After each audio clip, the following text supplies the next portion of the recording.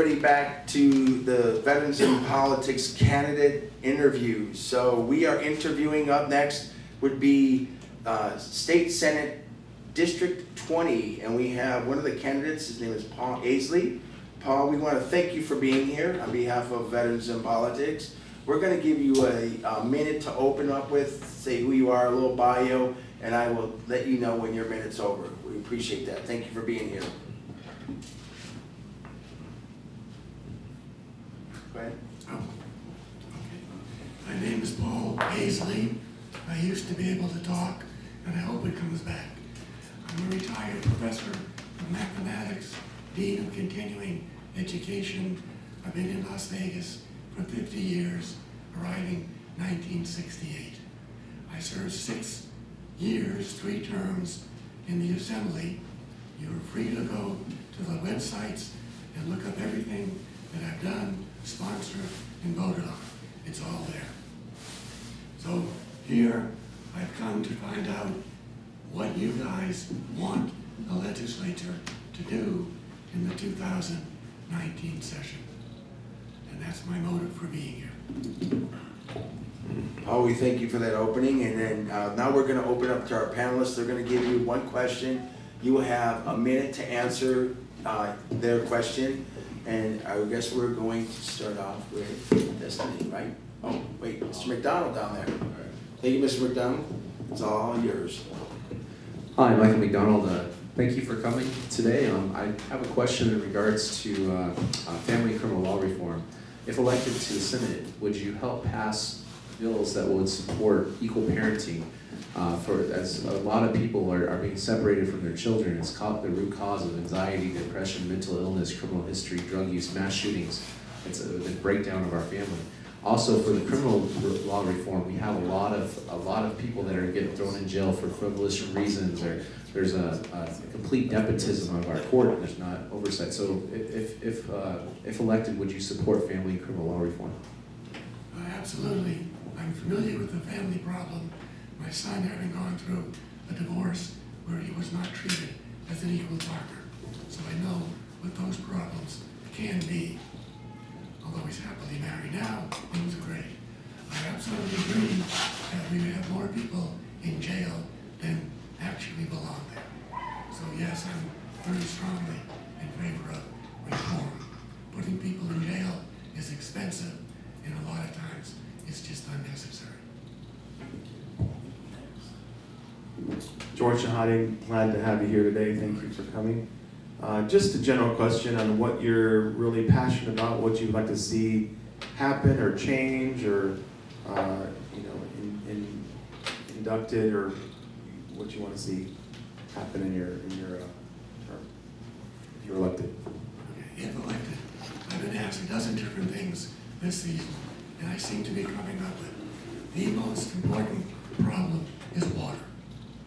And I don't have any way of producing more water. So my argument, if we can do some legislation, number one, we might be able to limit the septic tank use, because then we would get credit for that water that passes through the system.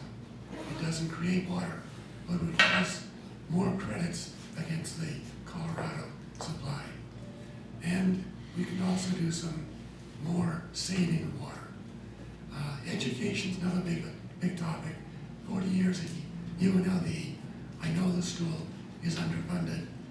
One granddaughter is teaching in school district, grossly underpaid, underappreciated, the way things are going.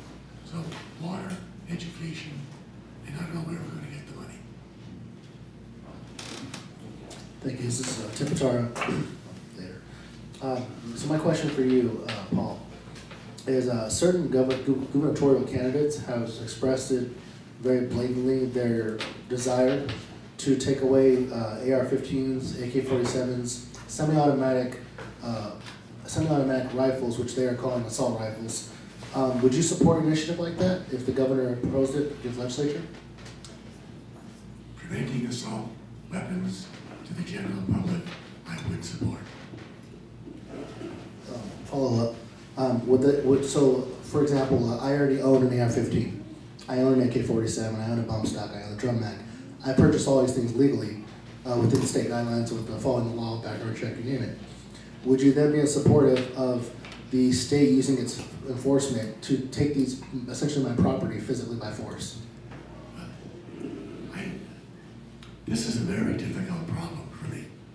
Both of my sons have guns in the house. They don't have the AK whatevers. The Second Amendment is the most poorly stated amendment that we've got.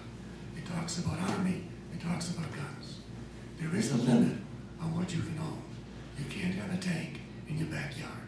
So where do you draw the line?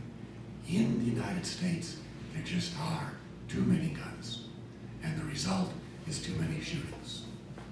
So I would look at that, if you would make the presentation for the defense, why you have them, why you need them, what they're doing for you. You might convince me that they should not be returned or bought back.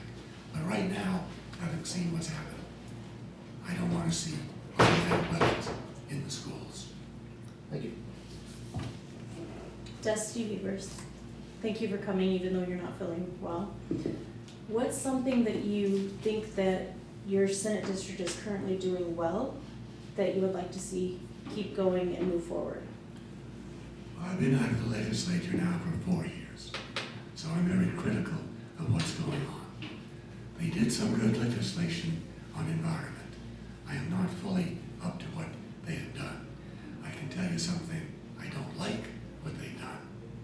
And that would be that we have 2 new state parks in Nevada. The governor's budget gave $6 million to the Walker River Park and $1 million to our Ice Age Fossil Park. That would not have got by me if I were in the legislature. I would be looking for more balanced treatment, north and south. Okay, so we're gonna wind this up, and we want to thank our panelists for their questions. So what we're gonna do is give you 2 minutes to say why you need to be elected and what you can do for the people in Nevada. So again, we thank you for being here, so we'll give you that 2 minutes. Okay. The main reason for running, or one of the reasons, is I'm an experienced legislator. You won't be starting all over again. This is a 4-year, 2-term appointment. You put someone in there who doesn't like it, you don't know what they're going to do the second term. They'll be there. They won't perform. I do not have another job. I am ready to dedicate full time to being a legislator.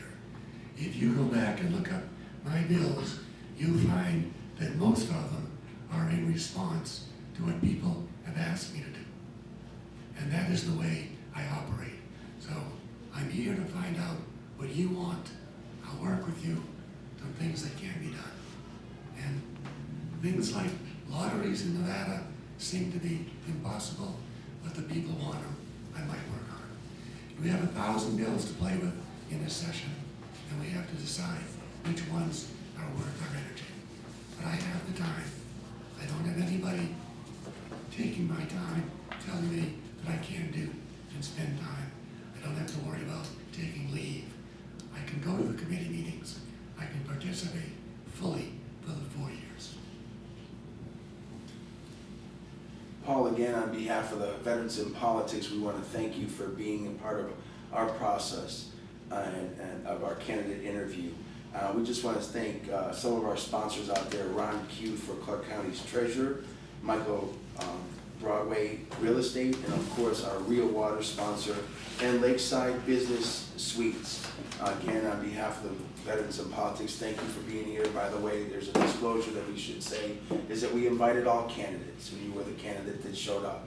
So again, on behalf of Veterans in Politics, thank you for being here and being a part of the process. So have yourself a wonderful day. Panelists, thank you for being here today. Give yourselves a round of applause. I'm always surprised by this group. You never ask anything about veterans. I've had a few times today.